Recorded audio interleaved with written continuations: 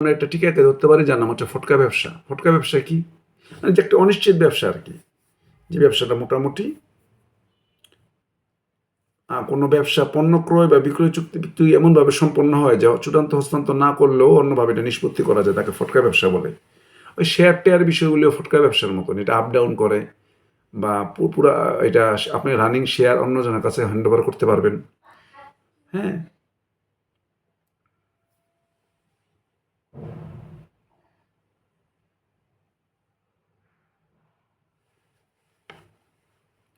এটাকে বলা হচ্ছে মূলত ফটকা ব্যবসা।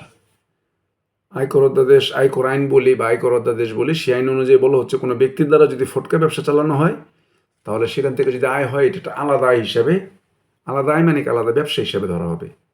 যদি ফটকা ব্যবসাগুলো এরকম, শেয়ার থেকে যেটা আসবে এটা একটা আলাদা ইনকাম ধরা হবে, এক ধরনের আলাদা ব্যবসা। এটা হলো মূলত ফটকা ব্যবসার বিষয়। এরপর হচ্ছে 10 নম্বর টিকা যেটা আছে দান কর। দান কর কি? এই দান, দান মানে তো আমরা বুঝি যে আপনি দান করতে গেলে গভর্নমেন্টকে ট্যাক্স দিতে হবে। যদি বেশি দান করতে চান, এরা দান করলেন, এরা দান করলেন, তাহলে গভর্নমেন্টের কথা হলো আমাদেরকেও কিছু দাও, তুমি এত দানশীল ব্যক্তি, তুমি সবাইকে ট্যাক্স দিবা, সবাইকে দান করবা, গভর্নমেন্টের ফান্ডও কিছু ট্যাক্স দাও, এটা বলে দান কর।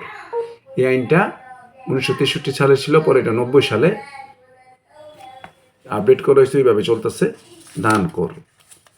দান মানে তো কাকে বলে দান সম্পর্কে লিখে দিবেন যে এটা মানে দান। আবার আবার কিছু কিছু জায়গায় যদি আবার দান করেন, আপনাকে ট্যাক্স দেওয়া হইব না, কারণ আপনি এমনি রাষ্ট্রের উপকার করতেছেন। কেমনে? বিদেশি সম্পত্তি যদি দান করেন, এটা তো ধরার উপায় নেই।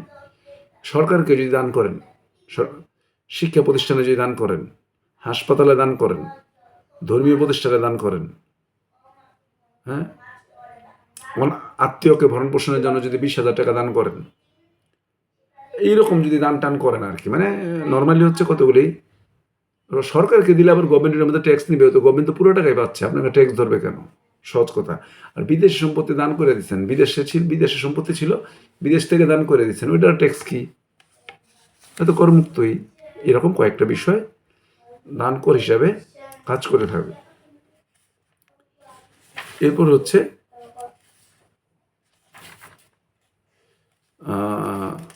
14 নম্বর টিকা, এটা হচ্ছে মূলধন জাতীয় সম্পত্তি। মূলধন মানে কি? ক্যাপিটাল খাটায় যে মূলধনটা হয়, হ্যাঁ, মূলধন, শেয়ার, ব্যবসা, সম্পত্তি হলো মূলধন। সম্পত্তি হলো মূলধন। কারণ সম্পত্তি থাকলে এটা একটা মূল্য আছে, ব্যবসার একটা মূল্য আছে, শেয়ারের একটা মূল্য আছে, এগুলিকে বলে মূলধন। আচ্ছা, ঠিক আছে। তবে সব আবার মূলধন না। পণ্যের কাঁচামাল, এটা দিয়ে পণ্য তৈরি হইতে পারে, নাও পারে, এটা মূলধন না।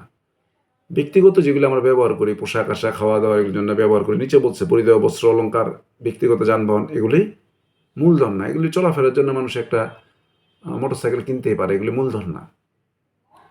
বাংলাদেশে কৃষি জমি, এটা মূলধন না। কৃষি জমিটা মূলধন ধরবে না, কারণ কৃষি জমি মূলধনের মধ্যে পড়বে না। এখন মূলধনী লাভ কি? মূলধন খাটায় যেটা আসবে, মূলধন বিক্রি করলে, মূলধন হস্তান্তর করলে যে টাকা আসবে, মূলধনী লাভ। মূলধন থেকে যেটা আসে সেটাই মূলধনী লাভ। মূলধন থেকে যেটা আসবে সেটাকেই মূলধনী লাভ বলে ধরা হবে, এটা মূলধনী লাভ। কীভাবে এটা যাবে, লাভ হিসেবে এটা কাজ করবে। বলা হচ্ছে মূলধনী লাভটা, তাহলে মূল খেয়াল রাখবেন মূলধন থেকে যে লাভটা পাওয়া যায়।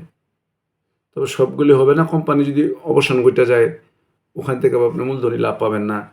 যৌথ হিন্দু পরিবার যদি সম্পত্তি হস্তান্তর করে, ওইটাকে মূলধন বলা যাবে না। এরকম কিছু কিছু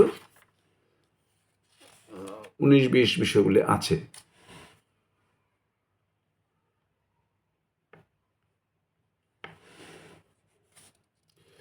আচ্ছা, বৃহৎ করদাতা ইউনিটের আগে একটা টিকা আছে, একটু বুঝাই দিই। অবচয় ভাতা, অবচয় ভাতা, এটা 21 সালে আসছিল। আমি একটু দেখার চেষ্টা করতেছি 21 সালে এটা আসছিল কিনা।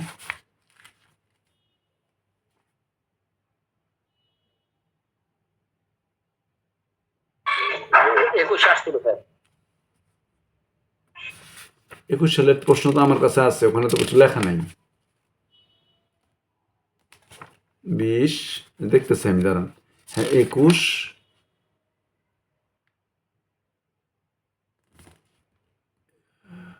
হ্যাঁ, অপচয় আছে। অপচয় মানে কি? এই যে মনে করেন যে আপনি একটা জিনিস ফালায় রাখলেন, এতে ওই জিনিসটার গতি কমে যাবে। মনে করেন শীতকালে আপনার চার্জার ফ্যান আপনি চালাচ্ছেন না, তো চার্জার ফ্যান আয়ু কমতেছে না? আবার একটা জিনিস ব্যবহার করলেও নষ্ট হয়, ফেলে রাখলেও নষ্ট হয়। যেমন ইলেকট্রনিক জিনিস ফেলে রাখলে নষ্ট হয়। আবার অনেক কিছু ব্যবহারের কারণেও ক্ষয় হয়। এটাকে বলা অপচয়। ব্যবহার করার কারণে বা ফেলে রাখার কারণে পণ্যের যে ক্ষতি হয় তাকে বলা হচ্ছে অপচয়।